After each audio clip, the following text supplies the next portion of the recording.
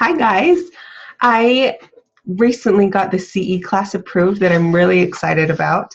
It is called Communication, Everything You're Missing. And so today I went to our local board and I presented it to the education committee because they wanted a quick overview of what this class was and what licensees could expect to learn from this class. And so I gave them a quick overview, and a lot of them were really excited, and I felt glad that I was able to teach a few of them some things that they didn't know before. So I thought I would do the same for you. I'm going to give you a quick overview of the class and give you a few little ideas of areas that you could upgrade and see if you pick up anything. And then, sorry, if you're in Utah, come take the class from me. If you're not in Utah, then you just got some bonus stuff and you're not going to get CE credit. Sorry. Excuse me. So the class focuses on 4 areas of communication: our verbal communication, the things that we say and how we say them, what word choices we decide to use, and how that affects our message; our nonverbal communication, body language, how we hold ourselves, what we do with our shoulders, what our eyes do. That's super fascinating to me. And the third piece is texting, how we convey a real message through texting, and how the fourth piece is how to communicate with multiple clients. More and more people don't have home phones, and so we're calling cell phones, and we may call the cell phone of the wife and not the husband or the parent or something. And so how we communicate with all those parties and still be effective and savvy and professional and not leave anybody out. So here we go. The first piece is verbal communication. There are some things that I learned from Dan O'Connor. Okay, look him up on YouTube. He's my favorite. I am such a nerd for him. He is great. Dan O'Connor, he teaches on communications and ways that we can become a savvy communicator. So he talks a lot about danger phrases and power phrases. I picked out 3 that I really like to share in this class, but there's a lot more, and perhaps I'll do that in some more videos here so that we can learn more about these phrases. But the first one is saying, I'm sorry. So often we say, oh, I'm sorry I was late for the appointment, or I'm sorry you didn't get that email I sent you, or I'm sorry this showing is short notice. But instead of saying I'm sorry, if we start with thank you. So I'm trying to think of the examples I just said. Thank you for waiting for me. Thank you for allowing the showing on such short notice. Thank you for signing these documents. Thank you for looking for that email that I sent you. Thank you for letting me send it again and working with me. So instead of constantly apologizing for ourselves, I'm sorry, then you look like you're wrong all the time. But when you show gratitude and say thank you for this, it's just an upgrade, and you will come across as more professional and better to work with. The second danger phrase is, I have an idea. Hey, honey, I really want a house with big trees. Oh, I have an idea. Let's go look up the houses on the hill. They have big trees. Having an idea is great, but it's not a very confident way to express your idea or your solution. People are looking for solutions and answers. They don't want just these fluffy ideas. So if you say something such as, hold on, let me make sure it's really good. Check my notes. If they say they want a house with a lot of trees, you could say, one solution would be to look at houses on the hill. That's a great way to give them a solution. The answer to a house with trees is to look where there's a forest. And tell them the answers, tell them the solutions, don't give them ideas. I'm sure you can find a lot of examples for that. Because we're brushing through this, I'm not going to spend too much time on it. The danger phrase number 3 is, I need you to sign these papers by tonight. I really need a key box for this house. Sorry. I need to know what kind of house you're looking for. So instead of saying I need, so much communication is subconscious. So when you say I need, you come across as needy. People don't always understand what kind of messages they're picking up from you, but they know the messages, and the message is, wow, that agent is really needy.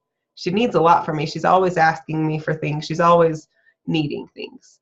But if we can upgrade from I need to focusing on what it is that we need and making that the highlight. So if you say something such as, those documents need to be signed by 5 o'clock tonight. You're not saying, I need you to sign it. You're saying, a key box needs to be on your front door. When can I get it? I need a key box. A key box needs to be on your front door. So pay attention to the times that you might be saying I need and upgrade it. Oh, you know what? I'm going to do this in another video. I have a bonus on how to respond when someone says something really negative to you. I'm going to do that in another video for you. I talk about asking the right questions in this class. We're going to talk about open-ended questions, questions that lead to the future, and closing questions, which we should be really good at those, right?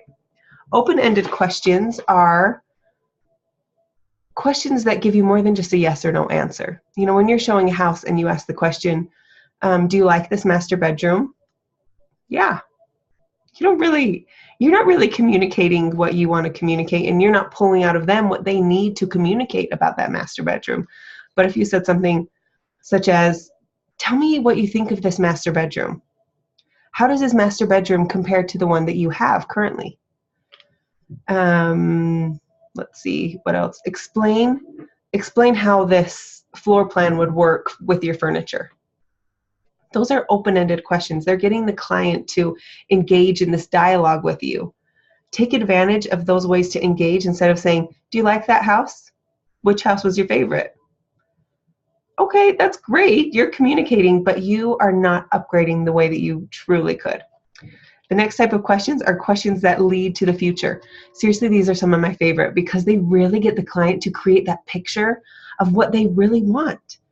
Questions that take them to their goal, to their ideal point, to that place when they have a house and they have these dreams that they want. If you're working with a husband and wife getting married, you could say something such as, when you are in this home on your first anniversary, let me rewind. Would this be a great house to spend your first anniversary in?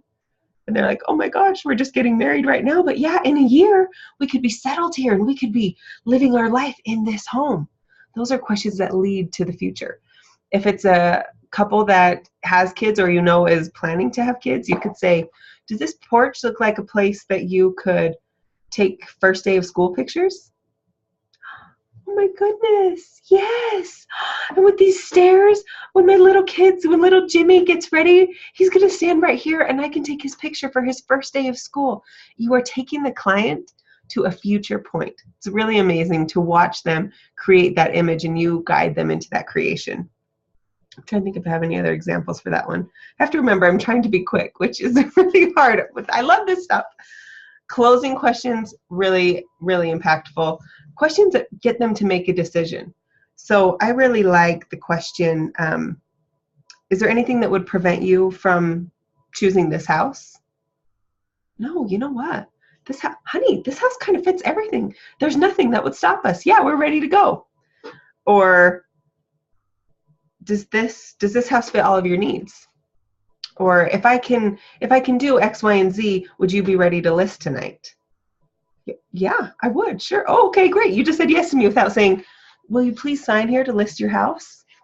Closing questions, you can search and search on these. These are really amazing. Every time I look one up, I think, wait, I didn't know that one. That's great. Body language. I'm not going to go too into body language because it's something that is really great to have a class with me, but I just will tell you my favorite piece, a couple things that are easy to pay attention to, is someone's feet. When you're talking to someone, I notice this a lot in realtor gatherings or like when you're getting together with the affiliates and you're talking and going around a room. So often someone stops me that I don't really want to talk to them, and my feet, these are going to be my feet, instead of being forward, I'll have like one out. And I'm like, I would really rather be over here, but I'm going to keep talking to you to be nice, talking to you. So pay attention when you're talking to someone, what their feet are doing. You will know by someone's body language if they are engaged in you, if they're kind of, open to what you're saying, if they're ready to go somewhere else. I'm like, then that's a really good indicator with your client as well. If they're in a house and you're on the doorstep and you're saying, let's talk about this house, maybe if their feet are towards the house, they want to stay connected with that house. They're not ready to leave. If their feet are to you, they're paying attention to you, which is great. And if their feet are away and one foot is down the step, you might want to get out of there because they're not really caring about that house. Feet are really great to look into, and they can just give you indicators. Body language is never a fact, but it gives you indicators on what to look for next. I also like your arm movements. I won't go into that as much. Eye movements are a big deal. If you are looking up and to the left, that means you're imagining something. If you're looking up and to the right, that means you are recalling data. You are thinking of numbers and facts and numbers. Looking side to side is thinking of other people's opinion, and down tends to be more emotions. So if like down, I'm thinking would be a good one. If someone's selling, like, are you ready to sell? Are you ready to list your house with Holly Dance Realty? That's not my company, but let's call it that. And if someone goes, oh, they're emotional. They are checking in with their emotions. It might just be like, I grew up in this house and it's a really touching thing. So you could pay attention to that. If you ask them if they're ready to list and they say, well, and they're looking up here, remember, this is our data, figures, numbers, that you might be saying, do we need to go over the numbers of what you're going to net out of the sale? Do we need to talk about average days on market for homes in your area? And if they look this way, you could ask the question, are you excited about your next home? They might be thinking, where am I going to be? Or what am I imagining for the future? So knowing those eye movements is huge. I do this with my kids. So just a little off topic. My daughter, she's 6. When we go to the store and I ask her what toy she wants, let's say I have 2 dolls. Look how big my hands look. When we have 2 dolls, if I say, which one of these dolls do you want? If she starts looking side to side, which my little girl always looks side to side, that means she's thinking of others. It doesn't mean she's necessarily thinking, what do others think of me? But she's thinking about other people. So I could say, which one of these dolls are you most excited to show your friend Macy? This doll. Same scenario, if she's thinking about up here, thinking of numbers, I might say, how many dolls do you already have with red hair? Oh, you know what? I'm thinking of numbers and figures. Yeah, I have 3 dolls with red hair. Maybe I need one with brown hair. This way would be imagining, like, I don't know which doll I want, Mom. You could say, honey, which doll would look the best on your bed? She's thinking of imagining. That's where her brain is going. So when you connect with people's body language and their eye movements, you are just like right through the door on what questions you need to follow up with and how to get to them. Same situation if a buyer's looking at a home and you're saying, hey, how do you feel about this home? And they glance up here, facts, numbers, data, and you go to, what would it be like to have your friends over? Hey, look at this backyard. You could have a party back here. And they're thinking, okay, yeah, I guess I could. But what they're concerned about is utilities or mortgage rates or homeowners insurance or closing costs. They're thinking of numbers. So when you ask those follow-up questions that don't connect with what they're thinking, they're not connecting to you. Really cool stuff. I have a chart on that is in my handout, so I can post that on here if you want it. Next, we are going to go on to, okay, just a quick thing about how to improve your body language. Stand up straight, chin up, smile, hands relaxed, feet forward. Those are really some basic things. Just stand up, and you know what? Subconsciously, you are telling your body, I'm confident. So the more that you stand like that, the more you will be that way. When a client walks up and you are confident and calm and relaxed and ready to go, you are going to come across as a professional. Our next section we were talking about is texting upgrades. Use correct grammar. Read your text over. Avoid those, what do you call them, autocorrect that can be embarrassing, and just glance over it and make sure you have capitals in the right place and periods in the right place. You might not think it really matters for communication. Sometimes it doesn't, but subconsciously your client is looking at you as someone with poor grammar, someone that doesn't understand punctuation, someone that doesn't think they're important enough to spell check. Using emotion in your text. they might say, hey, I found a house I really loved. Can we see it tonight at 7? You might be thinking, oh my gosh, they found a house they love. This is so exciting. We're going to get them in. I know this is going to be a great house. I know the area. Cool. And you text back, yes. You might be having all that dialogue, and what you text is yes. What they see is, I found a house I like. Can we see it? Yes. Agents never do anything. Like they're so quick. They didn't give me enough excitement. Express your emotion through your text, and it will make them feel what you are trying to convey. Using emojis, I think, is really fun, but just be careful that you don't overdo it so that you're actually using words and not reverting back to ancient hieroglyphics. Use words, but emojis are really fun to add in there, especially the ones they've got little houses and keys and hearts and what else have I used for real estate stuff? Let me think of here. Yeah, like, all the ones that are out there. Smiley faces, scared faces, excited faces when you submit an offer, like waiting to hear back, and an excited face. Make it fun for the client. Create an experience for them. Okay, we're going to go on to multiple clients. When you have multiple clients, it is awesome to have, a husband and wife working together. But I know I have made the mistake of saying something to the wife, and then the husband gets left in the dark. She's not perhaps very great at communicating the same lingo and all the terms that I told her. And so one of the parties can feel left out. One of the parties can maybe feel like they're not getting a lot of contact with you, that you were there at the first and you kind of disappeared and you showed up at closing. I hear this a lot from people that say, like, my agent didn't do much. They just showed up when it was ready to get paid. Of course, that agent did a lot of things, but they weren't aware, they didn't get that communication. Let me think what else I talk about. I just think it's important to involve both parties because you're really creating an experience for both parties. A couple ways you can do this. Group texts are great. If you have to text something to one person, text it to both of them. It doesn't hurt to just keep everyone on the same page. A couple apps that I like. One is Marco Polo. And I like this because it's a video chat and you can create a group. And it's not something that has to be immediate or live. And that's really great when we get busy. We can send them something, they can watch it when they're ready, and we can watch a message when they're ready. And we're just in front of them the whole time. Like our face is there, our voice is there. They are hearing us, they're hearing what we have to say, they're hearing us get excited for them, and it's really quick and easy. It's hard for me when I get a call and they don't answer, have to listen to the voicemail, call them back, catch things up, instead of just hopping on Marco Polo and saying, like, oh look, I have a gold case. I love it. Say, hey guys, it's Holly. I just want to let you know your offer got accepted. Isn't that exciting? I'm freaking out here for you. Okay. Well, I will send you an email right now of your next steps. Tink. They're just going to get that when they're ready for it. So I just realized I probably looked silly doing that. That's what I do for my clients. Look silly. So you can send them a message and they will both get that and they'll both be involved the whole time. They'll send you a message back and you will just build that relationship the whole time that you get to closing. You guys are buds. Like, you talk all the time face to face. Another app I really like, if you don't always want to be face to face, is Voxer. Same kind of thing, just with voice. So you could be out on the boat in the middle of the day and say, guys, shh, be quiet. Hey guys, just getting out of the office, got all your paperwork done, and the inspection looks good. Have a great day.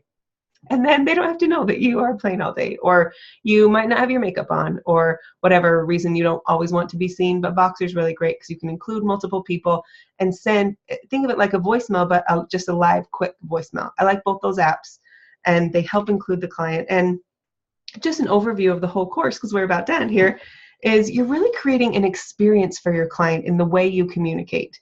You can communicate to them really short and sweet and communicate the necessities and get your job done, and you can do your job. You can check all the boxes on your job for sure, but they might not get an amazing experience out of it.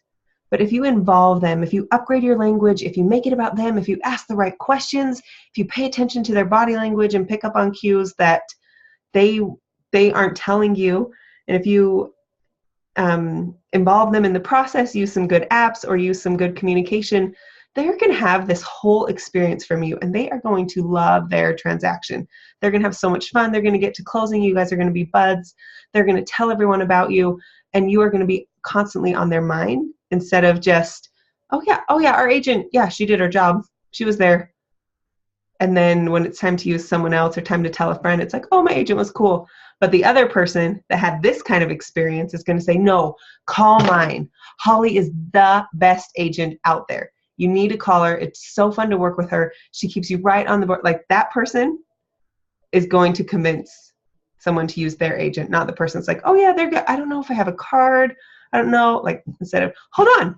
Hey, Holly, I got a referral for you. Here they are. They're awesome. Create an experience for your clients. Have fun with it. We are so lucky that we have this amazing job. Take advantage of it. Have fun, love your job, and express that to your clients. Let's see, Keep Up with Technology. Marco Polo and Voxer are just two apps that I am aware of and use. There's a lot of things out there that could improve your business. So just find what works for you and use it. You can make a lot of upgrades that you aren't aware of. So hopefully with this class, my mini class, you learned a couple things that are going to serve you in your business and in the way you communicate. And don't stop learning. Don't think just because you had a good year or you just had a closing or whatever that you're done. You're not done. Keep learning, keep growing, keep improving, and have fun with your clients. Okay, well, normally I would say, anyone have any questions and we can talk and chat, but I will say good night or goodbye, and hopefully you got something of value out of this. Send me a message if you have any questions, and have a great night. Bye.